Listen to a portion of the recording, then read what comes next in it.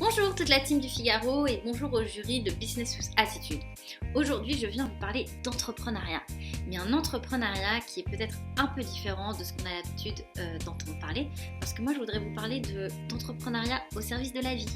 Et ben oui, et il y en a fort besoin, parce qu'aujourd'hui, les femmes n'arrivent plus à concilier grossesse et travail, et les chiffres le démontrent, 70% disent rencontrer des difficultés à vivre les deux sans que l'un ne prenne le dessus sur l'autre. Et puis aussi, il y a une femme sur deux en France qui n'arrive pas à aller jusqu'au bout de son temps de travail et qui est obligée de partir de manière précipitée par rapport à la date officielle de son congé maternité. J'ai connu 2 grossesses en entreprise. C'est vrai que lors de ma première grossesse, j'ai dû arrêter 3 semaines avant, ce que du coup je n'ai pas fait lors de ma deuxième grossesse. J'ai mis des choses en place. J'ai fait de la sophrologie pendant les 2 derniers mois et c'est vrai que ça a vraiment contribué à ce que je termine ce congé, que je démarre ce congé maternité et de ne pas avoir d'arrêt en fait lié à ma grossesse en fait, qui n'est pas du tout une maladie. Pour apporter des solutions à cet enjeu de société, j'ai mis en place 3 actions qui reposent donc sur 3 piliers: diagnostiquer, rassembler et sensibiliser. Des actions que nous mettons en place par la suite qui sont innovantes, qui aujourd'hui vous parlent de techniques, d'outils pour réussir à concilier grossesse et travail.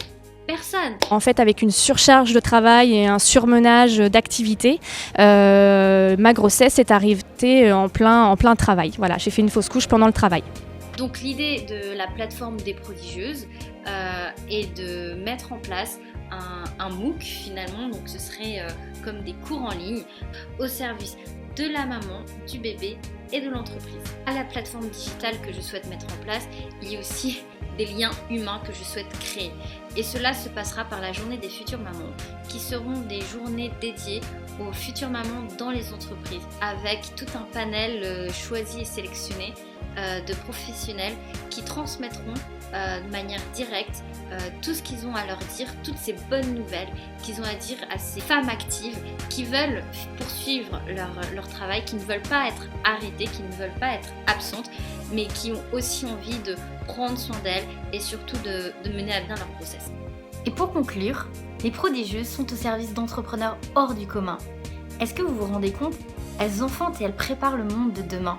Alors donnons-leur le plus de chances de réussir ce projet incroyable. Et si, comme moi, vous êtes convaincus que la vie est un prodige et que prodigieuses sont celles qui l'apportent, alors je vous laisse mon numéro, nous aurons plein de choses à nous dire.